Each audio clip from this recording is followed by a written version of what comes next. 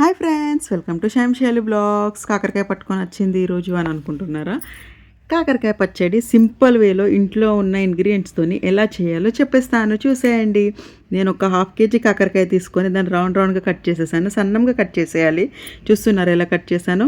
Cut చేశాక ఒక గిన్నె పెట్టేసుకోండి. ఆ గిన్నెని చూసి షాక్ అవ్వకండి, అది నాకు పెళ్ళిలో పెట్టారు. సరపిండి చేయాలని పెట్టింది ఆ గిన్నె మా అమ్మ, కానీ నేను ఇది కర్రీస్కి వాడుతున్నాను. గిన్నెని చూసి షాక్ అవ్వకండి. ఆయిల్ పోయండి, మనకి ఎంత అవసరం ఉందో అంతే. మరీ టూ మచ్ ఆయిల్ అయితే టేస్ట్ అస్సలు బాగుండదు. ఆయిల్ క్వాంటిటీ చూసుకొని మీకు కాకరకాయలు ఇంత కేజీయా హాఫ్ కేజీయా దాన్ని బట్టి చూసి మీరు ఆయిల్ పోసుకోండి.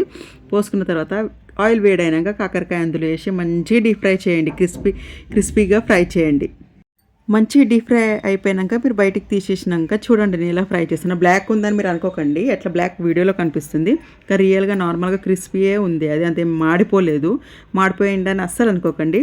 అలా ఫ్రై అయిపోయాక మనకి ఎల్లిపాయలు ఎంత ఎక్కువ వేసుకుంటే అంత బాగుంటుంది. నాది హాఫ్ కేజీ అని నేను 2 వేసుకొని మంచిగా కచ్చాపచ్చా దంచుకోవాలి. కచ్చాపచ్చా దంచుకున్న తర్వాత వేడి ఆయిల్లో మనకి ఇప్పుడు నేను పోసిన ఆయిల్ నాకు కొంచెం ఎక్కువ అయిపోయింది, అందుకని నేను కొంచెం ఆయిల్ తీసేసి అందులోనే ఎల్లిపాయని కలమకేసి మంచిగా ఫ్రై చేసేసాను. ఇవి 2 ఫ్రై అయిపోయాక గ్యాస్ ఆఫ్ చేసేయాలి. గ్యాస్ ఆన్లో పెట్టకండి. ఒక కల్లమాకును ఎల్లిపాయ ఎర్రగా అయ్యేదాకానే గ్యాస్ ఆన్ ఉంచండి. దాని తర్వాత ఆఫ్ చేసి అందులో పసుపు, మీకు ఎంత క్వాంటిటీ మీరు తీసుకుంటున్నారో దాన్ని బట్టి క్వాంటిటీ పసుపు, దాని తర్వాత కారపొడి మీరు ఎంత టేస్ట్ బట్టి, మీరు ఎక్కువ కారం తింటారా తక్కువ కారం తింటారా ఎంత తింటారో అంత కారం వేసుకోండి. కారం తర్వాత ఉప్పు వేసుకోండి మీ టేస్ట్ బట్టి. అంటే నేను ఇట్లా ఇంత స్పెసిఫిక్ అని చెప్పట్లేదు, మీ టేస్ట్ని బట్టి. అంటే కేజీ ఉంటుంది, హాఫ్ కేజీ మీరు ఎంత చేసుకుంటారో అంత క్వాంటిటీ మీరు వేసుకున్న తీరే వేసుకోండి. అందులో ధనియాల పొడి, ఆవాల పొడి, జీలకర్ర పొడి నేను ఆల్రెడీ మిక్సీ పట్టుకొని పెట్టాను.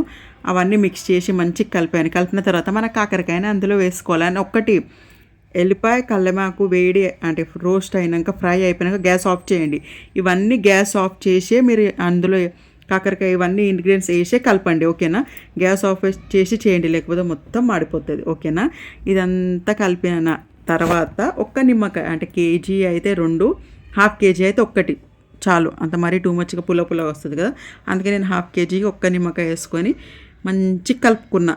అంతే అండి, కాకరకాయ ఎంత సింపుల్, ఇంట్లో ఉన్న ఇంగ్రీడియంట్స్తోనే సింపుల్ రెసిపీ. మీరు చూస్తారు కదా, సింపుల్గా ఏం హార్డ్ లేదు, సింపుల్గా చేసేసుకోండి కాకరకాయ పచ్చడి. ఈ పచ్చడి గురించి నాకు అస్సలు తెలియదు, ఇది మా ఆడపడిచి దగ్గర నేర్చుకుని. ఇంకా మా ఆడపడిచి అయితే లాంగ్ ప్రాసెస్, అన్నీ ఆమె ఆన్ ద స్పాట్ అప్పటిదప్పుడు రెడీ చేసి అన్నీ దంచి అన్నీ అంటే అప్పటిదప్పుడు చేసి మసాలాలు కూడా అప్పటిదప్పుడు రోస్ట్ చేసి దంచి చేస్తుంది. ఆమె అక్క దగ్గర నేర్చుకున్న రెసిపీ ఇది, నిజంగా చాలా చాలా బాగుంటుంది. To subscribe.